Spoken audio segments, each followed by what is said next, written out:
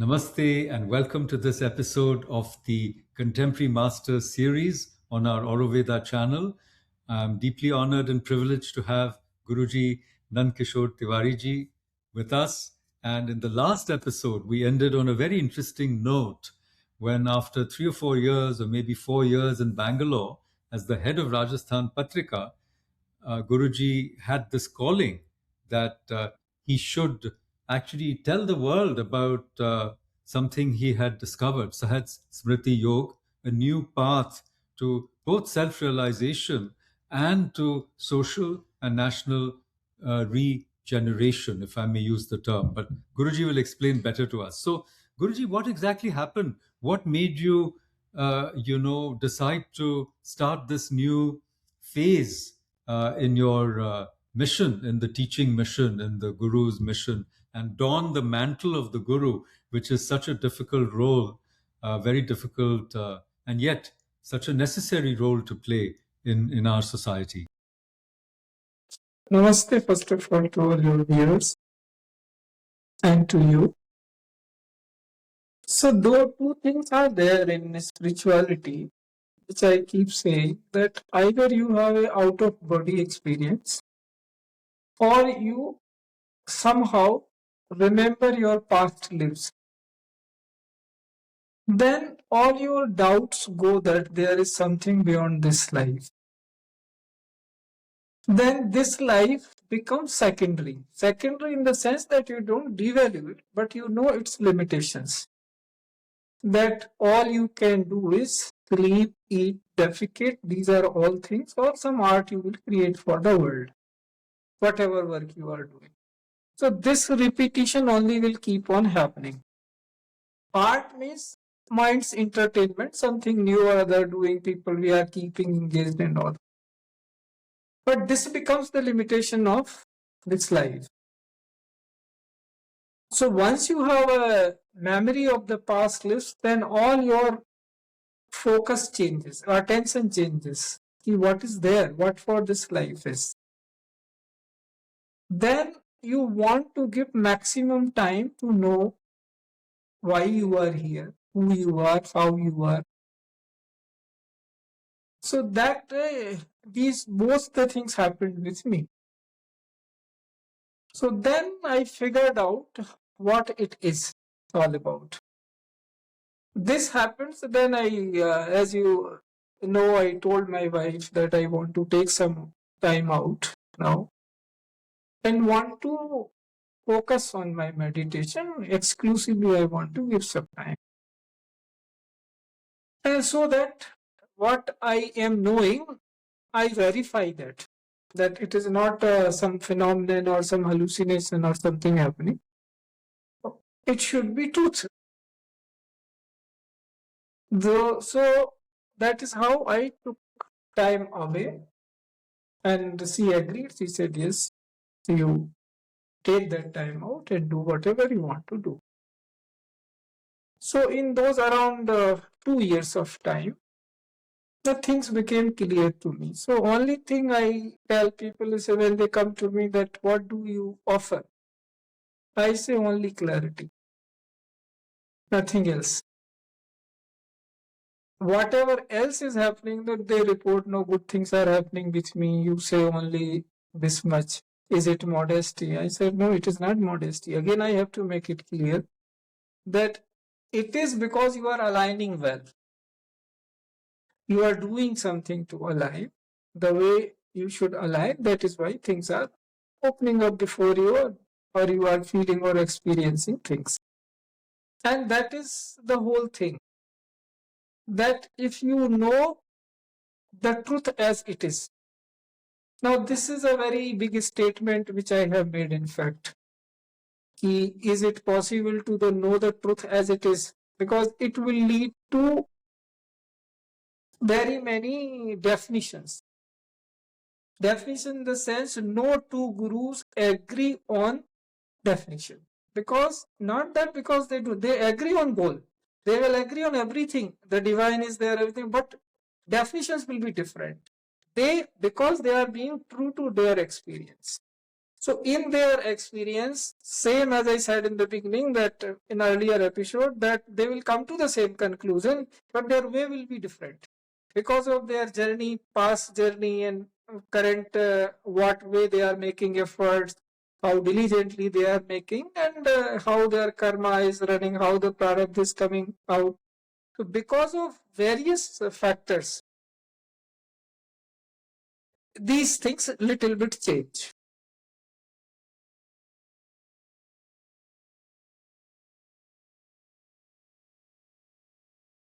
All these things are little bit variation is made because of that. So this when it I took that time and things became clear to me. Then I said this is how it is. Now what we have to do is only whatever is minimum needed for living. That anyway is okay. We are okay with whatever we have. Then what can I do? The rest. Then she said, no, people are in very much distress. And after realizing all this, sitting at home and not offering it to people is not justice. So it is because of her compassion that I said, okay, whosoever comes here, enters this room and asks, they will not go unfulfilled. They will get clarity. That is my responsibility. So this is how it started. So would you say, Guruji, in that 2 year time that you had, like a sabbatical, Mm. all the knowledge that you had in terms of experience, what you mentioned, the past lives or out of body, or the actual experience of not being confined or limited, but being, let's say, everywhere or without beginning or end. I mean, again, words are inadequate, as we know. And it comes back to the clarity that you mentioned. It comes back to developing the correct vocabulary, which is very consistent, logical, clear, that everybody can understand. And then that also helps them, sort of define or evaluate their own process, their own journey. So would you say that the 2 years was necessary to, I don't want to use the word codify, but it Correct, was correct.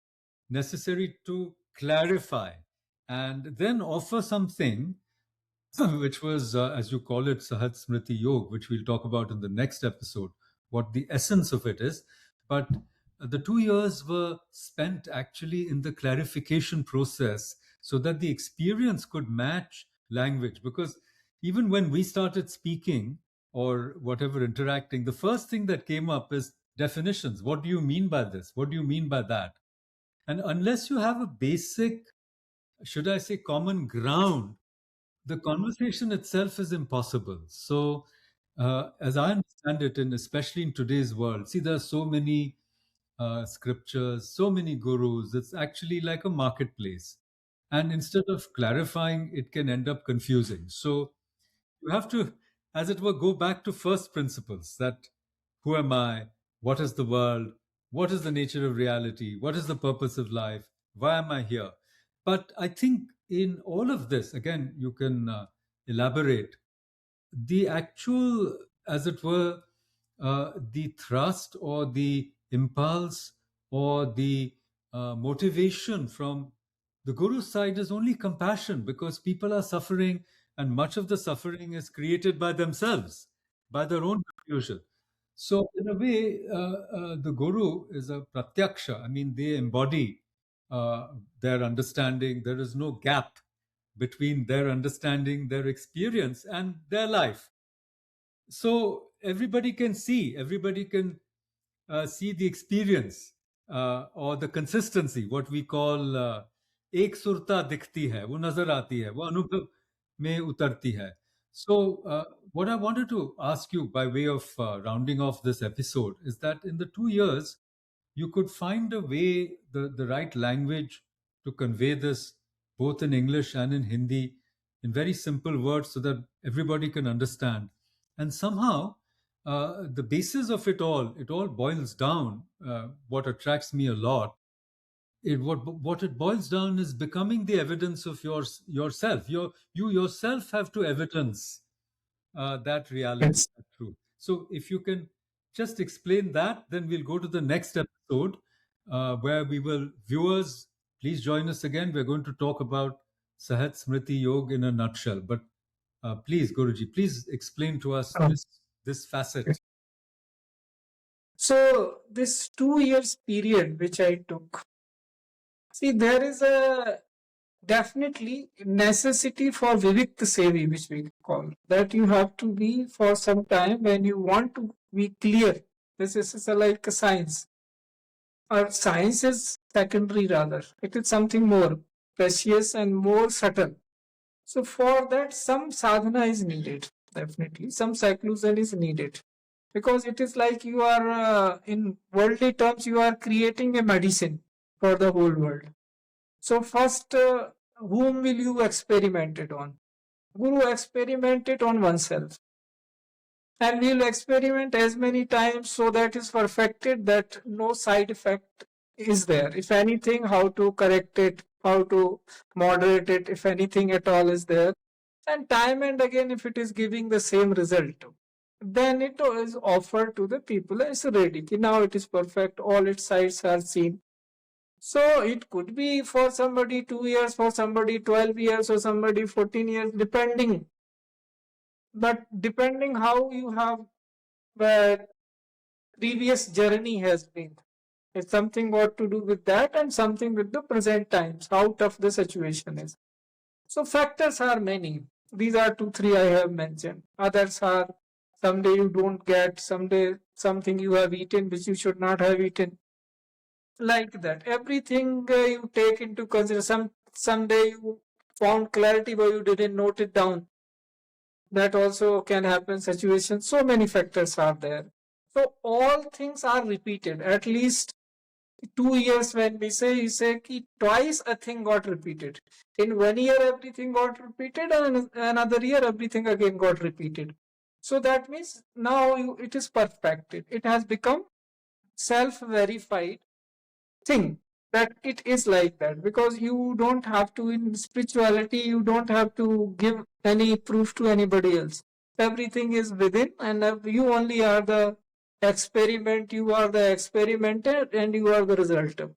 Everything is there, so you don't have to do any vis-a-vis anybody. But when you are offering, you take that responsibility, you accept, Yes. then it is something different. That is why responsibility people run away. They don't want to take, because to Guru, whom we accept Guru, he wants everybody not to become disciple. He wants everybody to become the Guru, because that is the most responsible work.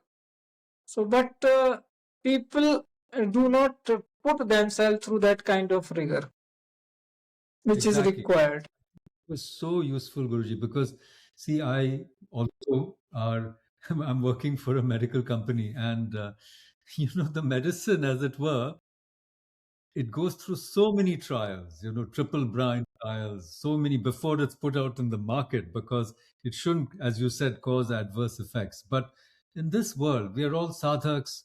I mean, Sri Aurobindo famously said, all life is yoga.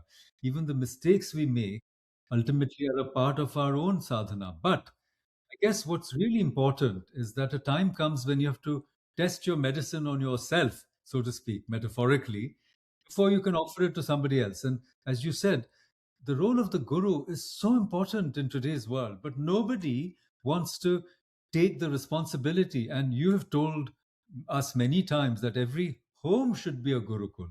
And a home can be a gurukul only if somebody takes that responsibility. So we'll talk a little more about it. But I just have one small query, and then we can wrap up this episode. This clarity, confusion, it's not a binary, as we know, and it's not even a spectrum.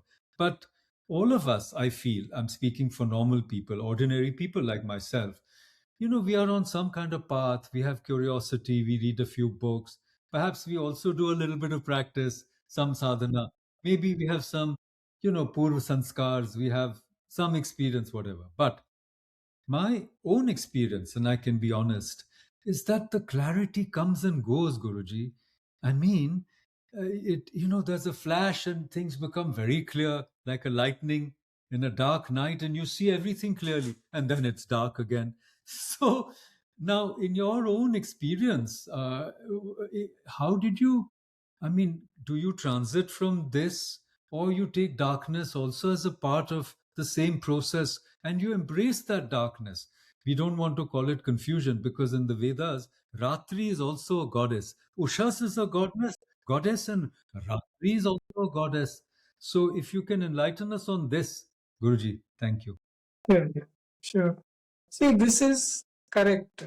That how clarity stays. That is the question I am understanding. How to make the clarity stay. How this happens. It so happens, Professor Saab, that at some point we are doing sadhana and we fortunately meet our Guru, because this is eternal relationship. All thing is depending in this visible universe on relationship. And once you are through with it, then you know the real relationship. So Guru, we call that person who has ceased to be in his eyes. He might be appearing before us, but in his seeing, he doesn't exist. There is 100% clarity to him that there is nobody like him, that he doesn't exist at all. It is not a Brahmand, it is a Brahma only. We are generally, there are two, this difference is made that whole, we ourselves, we call this, and at least everybody is unto an universe to itself, that you are a Brahmand. No, that is why, because Brahmand means that egg has yet to open up. But Brahma is different, that is opened up. That is there. So when you become Brahma, you cease to be in your seeing. Because there is something more. Generally, we call realization means whatever has been told in Upanishads. They say maximum they talk about Brahma. I am Atma Brahma. Aham Brahmasmi. Everywhere Pragyanam Brahma. And Tattvamasi. These are the four sentences mostly. Yeah, Mahavakyas. But here we say that there comes a point, if right Guru we find, our Guru, that's we call, whom we have been connected, and then it happens that you come to realize that you really don't exist. Then clarity doesn't leave you, because clarity is because of the distractions of these vices, which we call Sadashatrus, or something you are attached to. So you begin to see in that color. Suppose I have some anything, liking for anything, oh, this I definitely want. Then all I will see through that eye. I said, oh, I want some money. Then everything in the world, subconsciously, consciously I can leave it, but subconsciously I will be driven by that one. So until and unless you have transcended the world, clarity will come only in the flashes. When you are free from the world, because that flash movement is happening, that time you are not there. Only clarity is. So that is not something, you see, very common. It is also a rare happening that you get a flash and you get clear at some point. That's why I say it's a ritual, keep practicing, someday we reach there. So this comes like this, that until and unless, and you only, nobody else can judge. You only have to figure out whether you have ceased to be or still you want something in the world. Or it comes into the flaccid that most of the time you don't want anything, but sometimes you want something. Or other way around, that most of the time you want everything, but there are certain moments you don't want anything. So this is journey happening. That yet not over. Sometimes world appears, sometimes world disappears. If this alone, this consciousness which we call, so long back, I mean, see, very good book we have in this Yoga Vasist, consciousness, so profoundly spoken about the consciousness. So consciousness, when we say now also, what is the word in vogue? Only consciousness. Well, after this coming of the artificial intelligence, people have to go back to the consciousness. They have no other way. because this has already started affecting the younger generation, and whosoever are working with it says effect is visible. I can see that happening. So others are also able to see. So clarity is like that. But when we are in sadhana, as you are saying that all of us are doing, at least some sadhana and something. So by and by, we keep opening up to that. And then we keep knowing that much higher, what else word to use? There is no higher and low, but something we have to say higher only we say. If something good we are doing, we say higher. Otherwise, how to convey anything?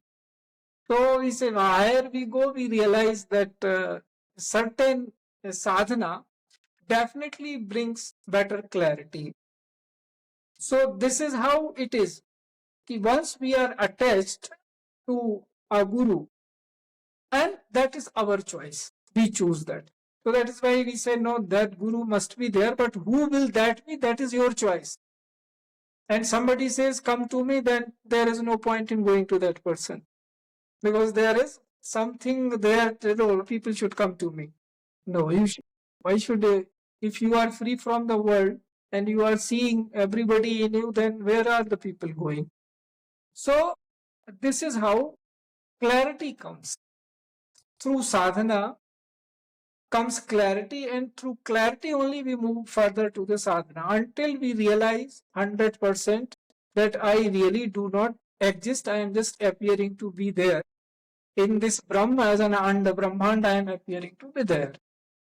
So this is how our parampara has been.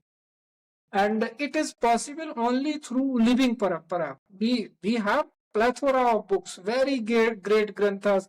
You see, we are the custodian of Vedas. You see, what more?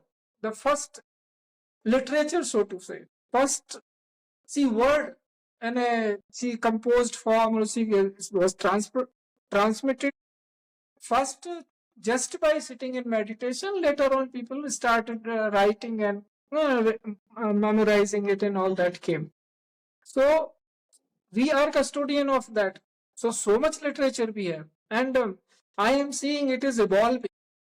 When I say this, half of the audience run away. I say you are more evolved than the persons who have come before you. They say, oh, Papa, what are you saying? Ram, Krishna, Buddha, all has happened before us, and you are saying this. Then I stop saying, okay, wherever you are, you begin from there. Okay, the humanity is not evolving, it is devolving. So, what else? How else to put it? So, this, once you are into that, then you begin to not to doubt yourself, because you are true to yourself. And what most you can do until you transcend the world is to be true to yourself. That alone is the way. That is why in Upanishad you will find this abritti everywhere. Whenever a disciple is going out after completing, Guru says, Kya kare? Because Satyam va dharmam char. That's all. Correct. You do this and the rest things will open to you. So truth is where? It is you. You at least begin with yourself, that your truth should be true to you. The rest it will find the way and will take you forward. So this is how clarity comes. Then you find everything connected. Then all the yama, niyamas, everything will fall in line. Anything you pick one and others will fall in line. So order of priorities is the key. Do we understand our order of priorities? And do we want to understand? And then follow. Because vessel or character is the key. Knowledge comes automatically. Yes, when I am saying knowledge comes automatically, I am saying about Adhyatmik Gyan. Not that you want to become a mechanical engineer, you will come to know automatically. So you will have to go to the lab and you have to learn things. But here means when you have become a vessel. Here also sadhana is required, but it is different. This knowledge is omnipresent. Once the vessel is ready, it begins to come, but there's a right way. Otherwise, confusion comes. Because things sometimes they will be very clear, other times they will not be. So then the relationship is there for the clarity, and that is how it happens. Thank you. Is it making sense? Yes, yes. As the Upanishad itself says, it is Shurasya Dhara, It is a razor's edge. But, Yeah. here is where the Guru makes the difference. Until then, the flashes of clarity are precious, but we have to continue doing our sadhana, as Guruji said. And fundamentally, even Swami Vivekananda said character is the key. So I think that the self is self shining. It doesn't require, it's not something you bring in from outside, it's already there. It's only you remove the obstacles, you remove that which obscures the light. You cannot produce the light is already there. And you're absolutely right, Guruji. We never talk about artificial consciousness. We only talk about artificial intelligence, because consciousness cannot be artificial. Intelligence can be artificial, but not Yes, yes. consciousness. So, on that note, Guruji, thank you so much for joining us. Viewers, please like, share, and subscribe to our channel, and do join us to, understand Sahaj Smriti Yog, which is a completely new, should I say, path that Guruji has revealed to the world. And please, let's try to understand that in a nutshell in our next episode. Thank you and namaste. Thank you. Thank you. Namaste.